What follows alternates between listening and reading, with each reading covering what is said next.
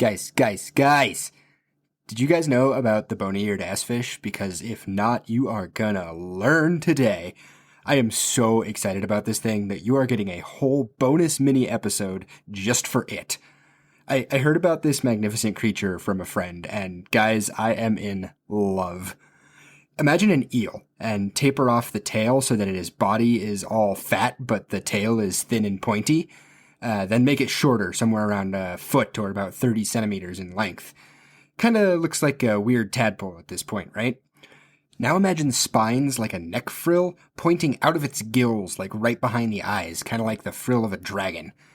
Then picture these soulless black eyes that just scream that they just want to be loved, but they've been hurt one too many times, and that listening to Linkin Park is the only remedy. And put that beautiful creature at the bottom of the sea.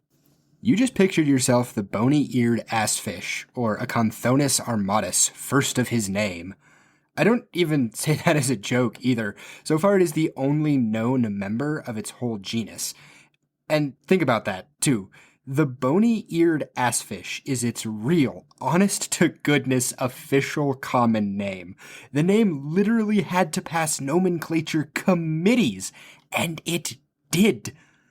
It's not the only fish that's called an assfish, because there's also the Galathea assfish, the abyssal assfish, and the robust assfish, but those are all actually different enough to warrant not sharing a genus with our bony-eared friend, though they are all what scientists call cusk eels. The bony-eared assfish is a bathypelagic zone, or midnight zone, fish, meaning that it exists just out of reach of the light. And like most deep-sea fish, we know very little about it. But the stuff that we do know makes me love this thing with every fiber of my ocean hippie being. First up on that short list of assfish facts is actually a world record. This little fish actually currently holds a real record. And it concerns the fish's brain. Are you ready for this?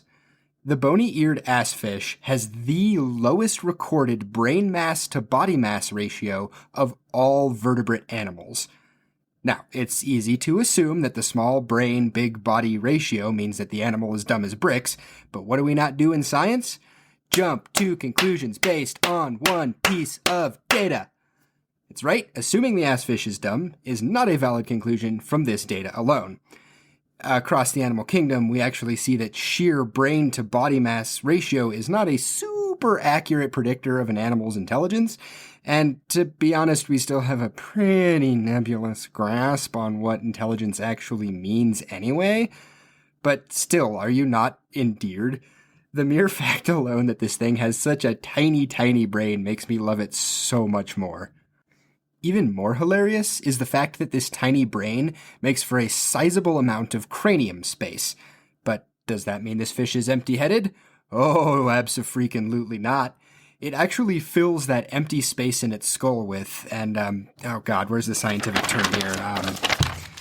Right, floaty brain juice.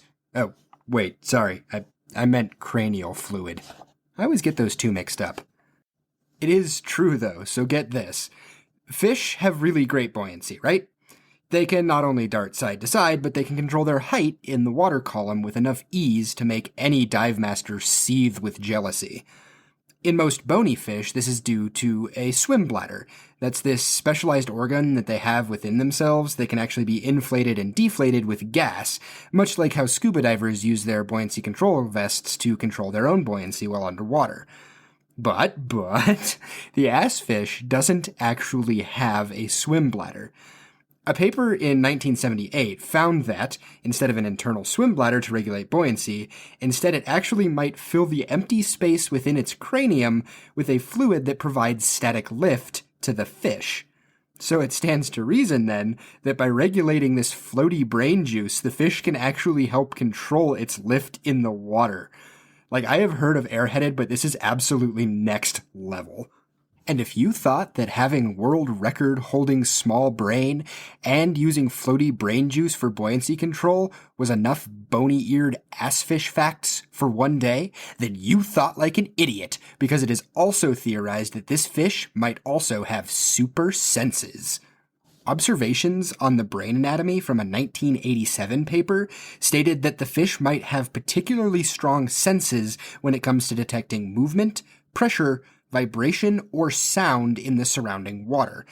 Now, this theory is due to the fact that certain sections of the brain and the brainstem are larger, relatively speaking, of course, and this suggested that it had particularly sensitive lateral line sensitivities. Now, the lateral line is something that exists in most fish. You can actually usually see it with the naked eye when you're looking at a fish from the side. It looks exactly like its name. It's a line of small dots or tiny pores that bisects the fish laterally, usually from right behind the gills running all the way down the fish to the middle of its tail fin, or more accurately, the caudal fin, if any of you are fish anatomy nerds out there.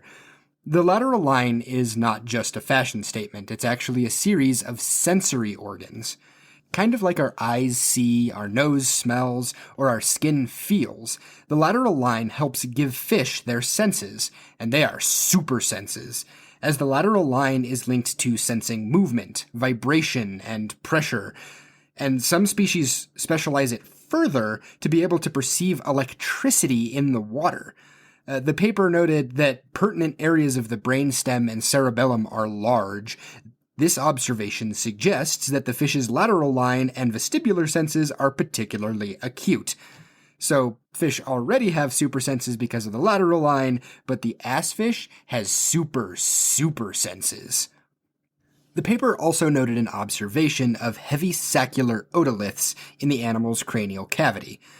Otoliths are something that even we have as humans. They're these structures that are within the ear that actually help us hear. So the researchers theorized that the presence of these heavy otoliths meant a particular sensitivity to low-frequency sound.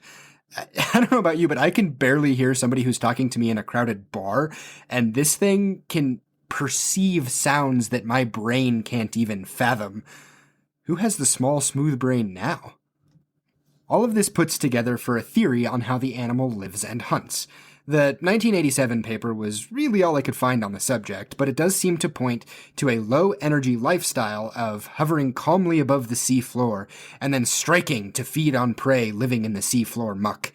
After all, being down in the cold, sunless depths, it's likely very difficult to build muscle for any type of super active lifestyle. Now, I don't know about you, but I feel a particular kinship to the bony-eared ass fish. I can't help but feel like I'm rooting for the little guy. Everything from your unfortunate name to your low charisma score might be against you, my friend, but to me, bony-eared is beautiful. Rock on with your badass fish self. That's it for this mini bonus episode of Bio-Diversity. I hope you enjoyed finding a new deep-sea friend just as much as I have. Remember, guys, how someone looks on the outside is so often not a good indicator of what majesty and wonder they might have sparkling beneath. If you like the show, give it a rating on your favorite podcast app, or a review if you're feeling generous. Either way, I hope you keep listening for more riveting content like this, and I'll see you guys next time.